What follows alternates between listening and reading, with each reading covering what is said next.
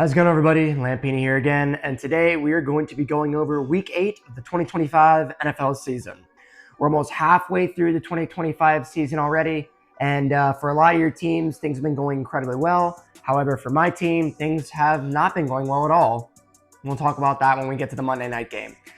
Without further ado, I will say one thing that went well is my predictions for Week 7.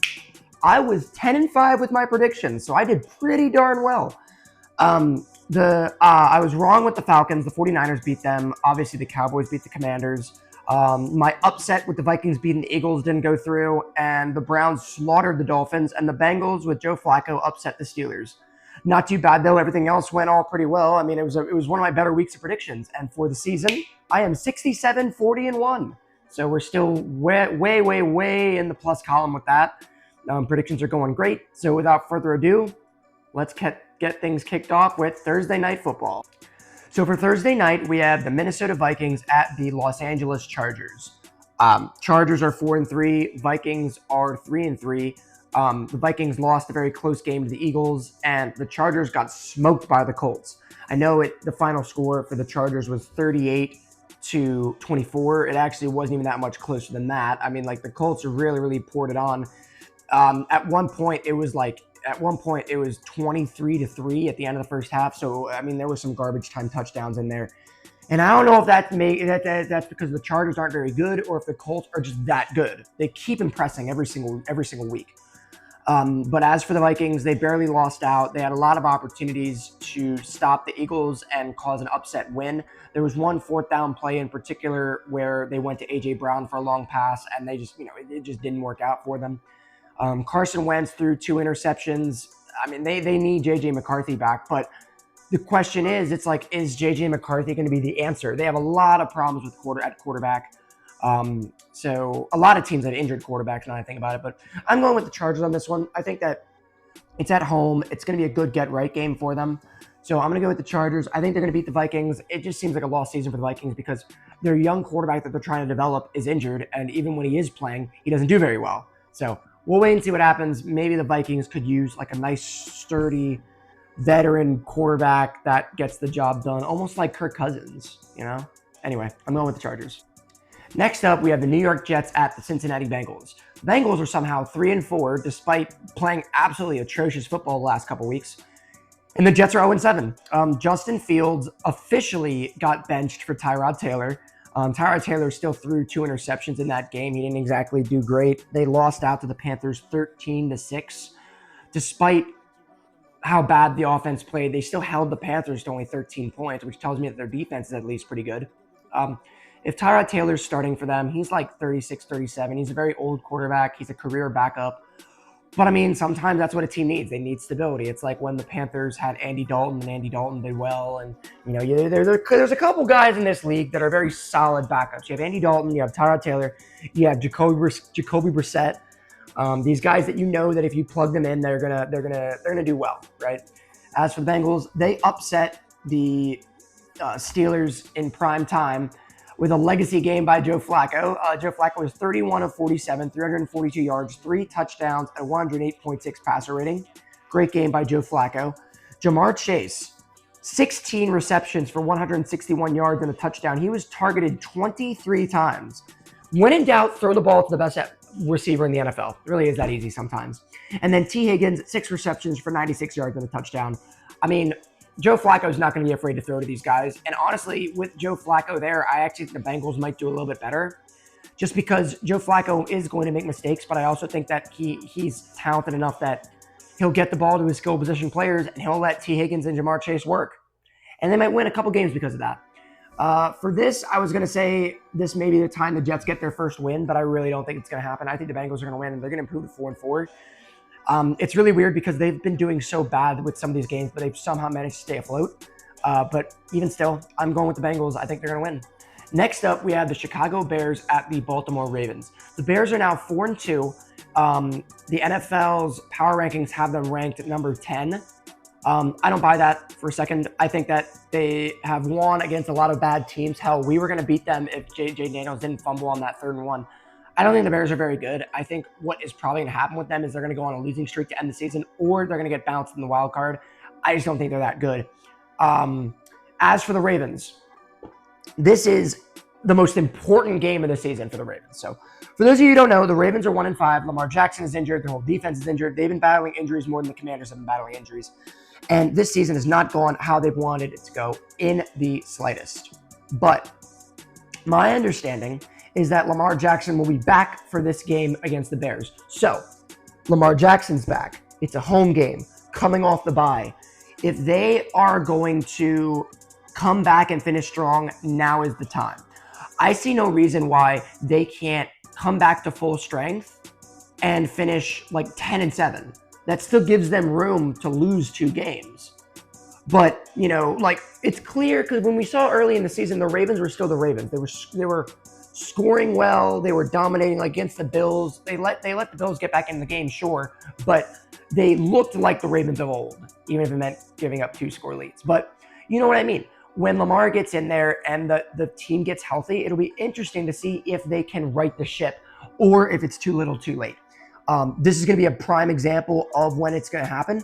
And for that reason, I'm going with the Ravens. Like, I'm going with the Ravens right now because a lot of their injured players are coming back. Lamar Jackson, more importantly, is coming back. I think this is going to be a game where the Ravens get back on track and the Bears are going to be exposed for the frauds that they are. So I am going with the Ravens on this one. Next up, we have the Miami Dolphins at the Atlanta Falcons. The Falcons had another bad showing against the 49ers, 20-10. We still don't know if they're good or not, but they are going against a Dolphins team that really just can't do anything right. They lost 31-6 to the Cleveland Browns of all teams. Tua Tagovailoa was 12 of 23, 100 yards, 3 interceptions, 24.1 passer rating. He was benched for Quinn Ewers at some point. Like, Quinn Ewers came into the game and Tua was officially benched. And that's how you know when you've hit rock bottom, when your franchise quarterback that you've paid all this money gets benched. It's a horrible thing. And the Dolphins, like with how bad the Commanders are playing right now, seeing what's happening with the Dolphins kind of gives me some kind of solace. You know what I mean? You know, like, for as bad as the Commanders are doing, at least we're not the Dolphins. At least we're not the Browns. At least we're not the Giants. We'll get into all that later. For this game, I'm going to go with the Falcons. Falcons are going to win. I still don't know if the Falcons are any good because they will play a great game against the Bills. They'll play a great game against us, and then they'll lose to a backup quarterback in the San Francisco 49ers. I know Kyle Shanahan's a great coach, and that's probably what's keeping the 49ers afloat. But I don't know. It's at home, and it just can't get any worse for the Dolphins, I don't think. So I'm going with the Falcons. I think they're going to win. So next up, we have another quite a doozy. We have the Buffalo Bills at the Carolina Panthers. The Panthers are 4-3. Can you guys believe it? They've won against some pretty bad teams, but they've looked pretty good in victory. Bryce Young did leave the game with an injury, though, so Andy Dalton came in. We don't know if Bryce Young is going to play or not, but I think this is going to be a pretty easy one for the Bills. I think the Bills had a tough loss in prime time against the Falcons, and I think this is a good time for them to reestablish their dominance a little bit. Especially if Bryce Young isn't playing. I think the Panthers are going to kind of be exposed for, kind of like the Bears. They have a good record, but they've been beating very bad teams. And I think that this is going to be a game where they're kind of snap back to reality. Oh, there goes gravity. But I'm going with the Bills. I think they're going to win. Next up, we have the San Francisco 49ers at the Houston Texans. Houston Texans were coming off of a bye in this game where they got crushed by the Seattle Seahawks, 27-19. Once again, another poor showing by the Texans offense that still can't get anything done. They're now 2-4. And, you know, when you look at how bad the Commanders are regressing from last year, the Texans are taking it to a whole new level and they're regressing even further. CJ Stroud, 23 of 49, 229 yards, touchdown, a pick, a 59 passer rating. Another tough game by CJ Stroud. He's not having a very good season. As for the 49ers, they beat the Falcons. Mac Jones didn't have a very good game. He was 17 of 26 for 152 yards and an interception, a 64.9 passer rating. I'll tell you who did have a good game, though, Christian McCaffrey. Christian McCaffrey had 24 carries for 129 yards and 2 rushing touchdowns, and he also had 72 receiving yards off of 7 receptions. So from 31 touches, he had 201 yards from scrimmage and 2 total touchdowns. And that's another great showing by Christian McCaffrey. That's why he's an MVP candidate. That's why he's one of the best running backs in the game. When he's not injured, he makes things happen. It's very, very impressive. And I don't see things changing for the Texans. I think the 49ers are too well coached of a team. And Christian McCaffrey has shown that he can put the team on his back and he can really take control of the game. So for that reason, I'm going with the 49ers. I don't know if Brock Purdy is going to come back this week, but Mac Jones has shown that he can be a game manager, and he can still, they can still win with him because they have a great defense and they have Christian McCaffrey on offense. So I'm going with the 49ers. All right, we're blasting through these predictions. Next up, we have the New York Giants at the Philadelphia Eagles. Again, they're playing each other again after they played each other, I believe it was 2 weeks ago, which was the highlight of the Giants season, it looks like, with Jackson Dart and Cam Scatterbo. The Giants lost in the most Giants way possible. They allowed the Broncos to score 33 points in the fourth quarter. I'm playing the highlights here for you right now of the upset. I mean, the Broncos just went down the field and scored, Jackson Dart threw a pitiful interception that could put them in good field position to then score again. The Giants did move the ball down the field and were able to score. Incidentally, Jackson Dart was 15 of 33 for 283 yards, 3 touchdowns, 1 killer interception in the fourth quarter for a 93.4 passer rating. Anyway, back to the chaos. From there, they had scored and made it 32-30, and they freaking missed the extra point. So because of that, it was 32-30. And the Broncos moved down the field. They kicked a game-winning field goal, and they won 33-32. It really doesn't get any worse. Like, it would have been a very, very big win for the Giants. They would have won 3 in a row, and they let it slip between their fingers. It is just mind-boggling that they let that happen. It's just insane. All the morale they had the last 2 games is now just cut away from them. Absolutely brutal. As for the Eagles, this was a good get-right game for the Eagles. One thing is they had one of their best passing showings in a long time. Jalen Hurts was 19 of 23 for 326 yards, 3 passing touchdowns, and a 138.3 passer rating. So that's one of Jalen Hurts' best passing performances.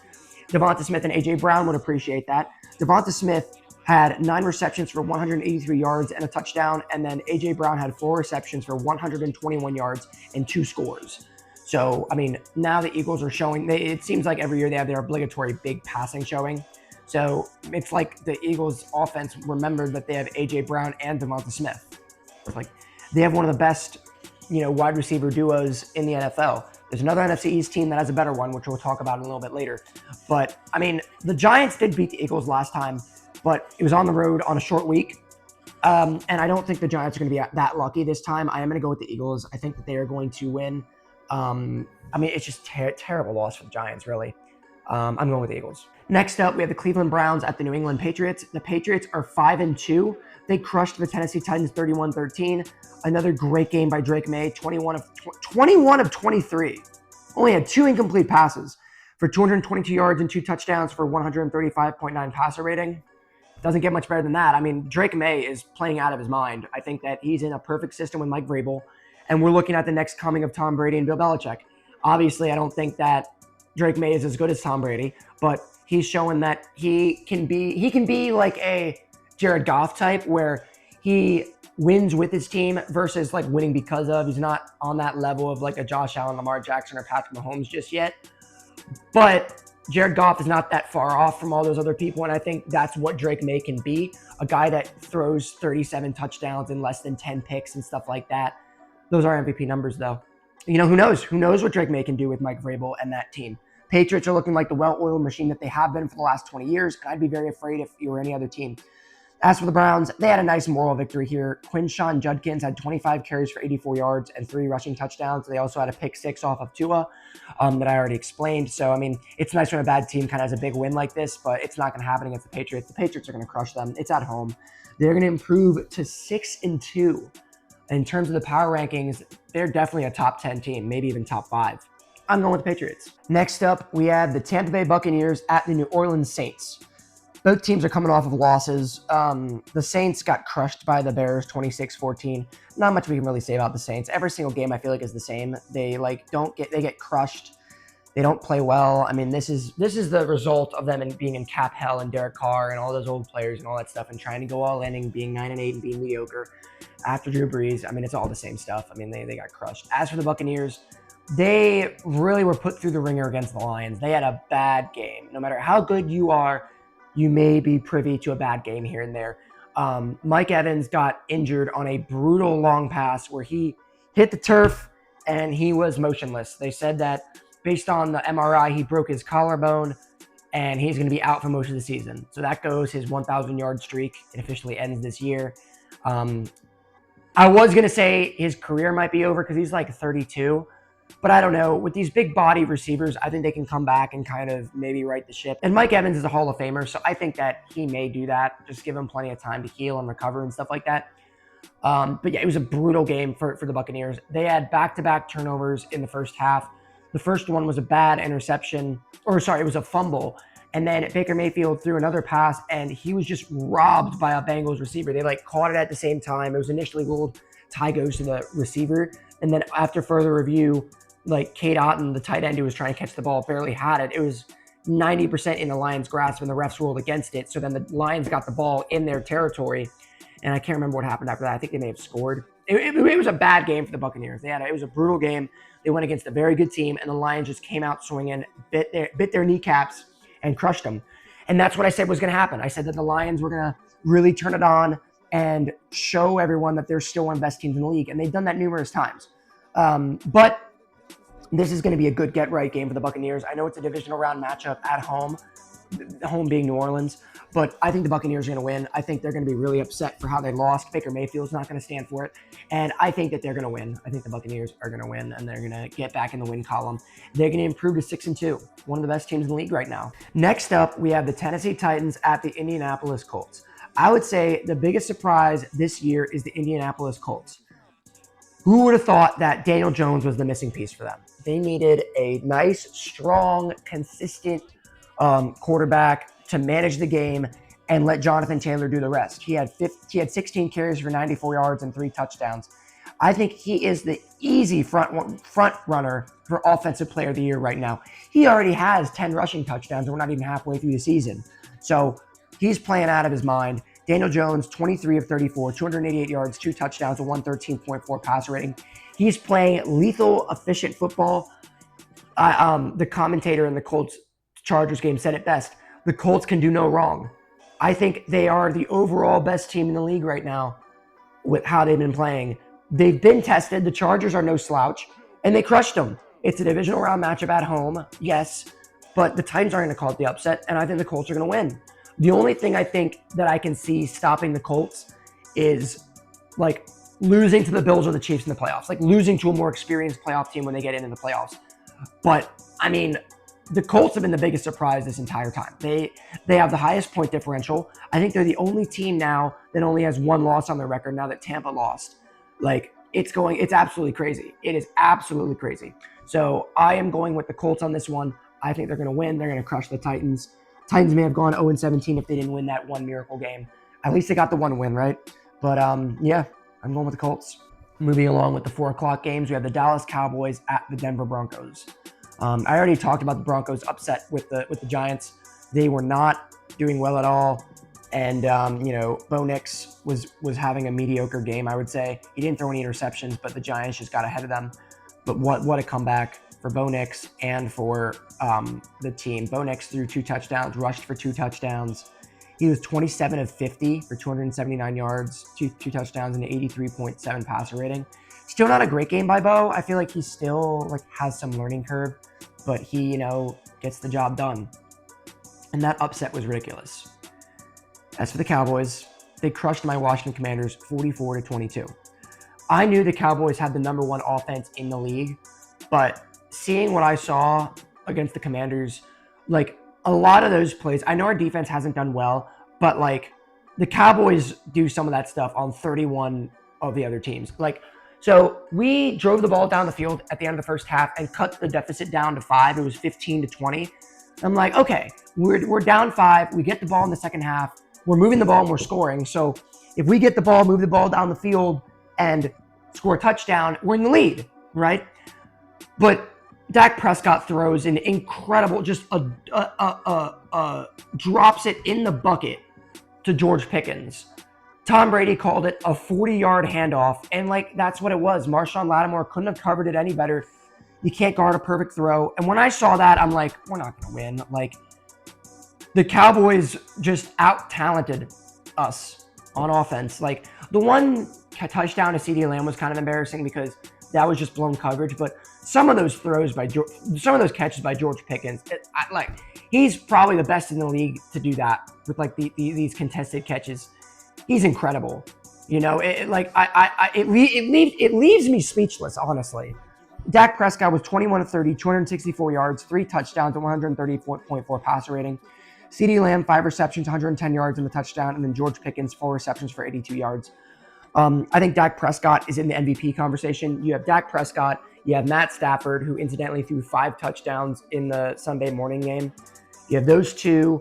I'd say Mahomes is making a case for himself. Jared Goff is making a case for himself. You know, the MVP race is wide open. I hope that they don't just give it to Patrick Mahomes because he's Patrick Mahomes, and they give it to someone who's actually played better. Because if Dak Prescott leads them to the playoffs and does as well as he does, then I honestly think that he deserves to win the MVP. He was second in MVP voting 2 years ago, if you remember. It's going to be so interesting because the Cowboys offense, I saw it firsthand. They look unstoppable. You know, they really do. In terms of like, I just go back to the George Pickens catch. Like, no one can guard that. If Dak drops in the bucket like that so easily, like, how do you defend it? How do you defend it? And I think that might be the danger thing here. The Broncos defense is pretty good, but I actually don't trust that they're going to be able to stop the Cowboys offense. I'm going with the Cowboys on this one. I think they're going to win. Their defense is still not great, and they will be outscored. And I think that this is the same Cowboys narrative we've seen. They beat up on bad teams, and then when they face an actual contender, they fold under pressure. I think the Cowboys narrative is the same. I think that they're probably going to make the playoffs, actually, but they're going to have a bad wild card exit. It's like how they've always been, no matter how good they are. I've still yet to be proven wrong, but we'll wait and see. I'm going with the Cowboys, though. I think they're going to win. Next up, we have the Sunday night game. We have the Green Bay Packers at the Pittsburgh Steelers. The Steelers were doing very well until they lost 31-33 against their rival Cincinnati Bengals. Now, again, short week, road, divisional game, Steelers lost. Those are 3 things working against them, right? Aaron Rodgers was 23 of 34, 249 yards, 4 touchdowns, 2 interceptions, though, a 103.7 passer rating. And then Pat Freiermuth had a great game, 5 receptions, 111 yards, and 2 receiving touchdowns. Good for him. And then Jaylen Warren had 16 carries for 127 rushing yards, so good showing there. The Steelers' offense looked very good, but they still gave up 33 points, which is not very good. The Packers are one of these teams that is going to be able to pile up points on them. Josh Jacobs rushed for 2 touchdowns. Jordan Love was 19 of 29 for 179 yards and a touchdown, a 93.3 passer rating. So it's going to be really interesting to see how this game transpires, because I feel like this is a measuring stick game for both teams, right? If the Packers beat the Steelers, it's like the Steelers have always been like a playoff gatekeeper. If the Packers win, okay, the Packers are serious playoff contenders. If the Steelers win, they beat a very good Packers team. And maybe the Steelers aren't a jobber to the stars a la like the Dallas Cowboys, where they do well in the regular season and get spanked in the playoffs. Maybe they are a bit different now that they have Aaron Rodgers. Who knows? So this is going to be a very interesting game. I'm excited to watch it. I think that it's going to be very telling for the playoff picture for both conferences to see, like, you know, where the Steelers match up and where the Packers match up. But if I had to give my prediction, I am going to go with the Packers. I think it is more likely that the Packers are playoff contenders than the Steelers are playoff contenders. I think it's more likely that the Packers are going to be contenders and the Steelers are going to be the frauds. But if the Steelers win, that'll prove me wrong. But I'm going with the Packers on this one. So now we come to Monday night. We have the Washington Commanders at the Kansas City Chiefs. We'll talk about the Chiefs first because I have a lot to say about the Commanders. The Chiefs crushed the Raiders 31-0. If anyone didn't think that the Chiefs weren't back, they're back. Mahomes was 26 of 35, 286 yards, 3 touchdowns, a 126.6 passer rating. The past 2 years, the Chiefs' offense has just been mediocre. They were like 15th in points the last 2 years. They've been average. Those times, they seem to have righted the ship, and their offense is really pumping on all cylinders now. And I think the Chiefs are now a top 3 team in the NFL. Whatever issues they had in the first couple weeks, they have fixed it, and they are a powerhouse running on all cylinders. That's all I really have to say about the Chiefs. They're crushing it. As for the Washington Commanders, I reviewed this game already. a bit with the Cowboys, but I will say this. The frustrating part is that they were off to a good start in the first half. The Cowboys went down the field and scored like that, right? That was bad. But we had a good punt, and we forced a safety, which was good, 2 points. We got the ball back. We drove down the field and scored to take the lead. Great way to start, right? Even without Debo or Terry, we didn't have our 2 main wide receivers, which meant that the Cowboys were able to stack against the run because they knew that our receivers weren't very good, which is why our offense didn't look great. Then from there, the Cowboys scored. It was 20-8, right? We got the ball, drove down the field at the end of the first half, and scored a touchdown. Very good. It was 15-20. I'm like, okay, we get the ball back in the second half. So all we need to do is prevent them from scoring, and we get the ball down 5. We've shown we can move the ball and score. We need to do that on our opening drive, move down the field and score, and we take the lead, right? That's not exactly what happened. Dak Prescott drops it in the bucket to George Pickens. That's an unguardable throw. It was insane. And then from there, the wheels fell off the wagon. They scored. It was then 27-15. Jayden Daniels fumbles. He gets hurts his hamstring, leaves the game. Marcus Mariota comes in, and then it just becomes an unmitigated disaster, right? Our defense is still not great. But the thing that people fail to understand, and the Commanders fans that are in a lot of the Facebook groups don't understand, is our defense wasn't great last year either. When we're at our best is when our offense can take control of the game. And we did that a lot last year. Our offense takes control of the game. We take control of the time of possession. We have long, sustained drives. We end those by scoring touchdowns. Our defense is nice and fresh. They make stops. Because, the thing is, our defense did make stops against the Cowboys early on in the game. I'm not talking about later on in the game when the team basically gave up. We made stops here and there. We forced them to field goals here and there, which is what we needed to do. But what we also needed to do that we didn't do was when we were on offense, scoring, staying ahead. That's what we did last year. Is we had no problem scoring, and our defense gave up points every now and then, but we would make stops, then our offense would get the ball and then score a touchdown, and then we stay in the lead, right? So, we're running with a very similar defensive unit, and it shows, right? It hasn't been good. But our offense, we've been injured to hell. Terry McLaurin opens up the offense. We haven't had him. Deebo Samuel has been a great acquisition. He was out. I think he's going to come back next week. He's probably a lingering injury. They probably just want to give him an extra week to heal. But is Jayden Daniels going to play? That's the other thing. He has 1 extra game to heal. He jogged off, and they said that the hamstring injury isn't anything serious or long-term. But, we're not going to win this game if we don't have him, right? So we'll see what happens throughout the week if he is good to play. But, it didn't seem like that bad of an injury. I don't know. As long as it wasn't a torn hamstring where he's going to be out for the majority of the game, the majority of the season, I guess that's all we can really ask for. If he has to miss the Chiefs game, hopefully that's the only game he misses, because we play the Chiefs, Seahawks, Lions, and then Dolphins. We're already 3-4. We run the risk of going 3-7 against 3 top 10 teams in the league. So if we can get Terry back and Debo back and Jayden Daniels, because I feel like we have not played full strength all season, because Jayden got hurt early, and then Terry got hurt, and then we've been injured all season. So I think when we have everybody, we might be able to make some noise. If we have everyone for the Chiefs game, it gives us a 1% chance of winning. But the Chiefs are one of the best teams in the league. It's at home. They're gonna win. I'm as wishful thinking as I want to have it, that for my Commanders to cause an upset, they're not going to win. The Chiefs are going to win. So there go my predictions. A lot of my predictions are coming to fruition. Hopefully I'm wrong about the Commanders, but if Jayden Daniels doesn't play, we have 0 chance. So with that being said, I've been Lampini. Next week, we are going to start the playoff bracket, reviewing the playoff bracket and going over my power rankings. So stay tuned for that. That's going to be a nice little addition to the videos. I've been Lampini, and I'll see you guys next week.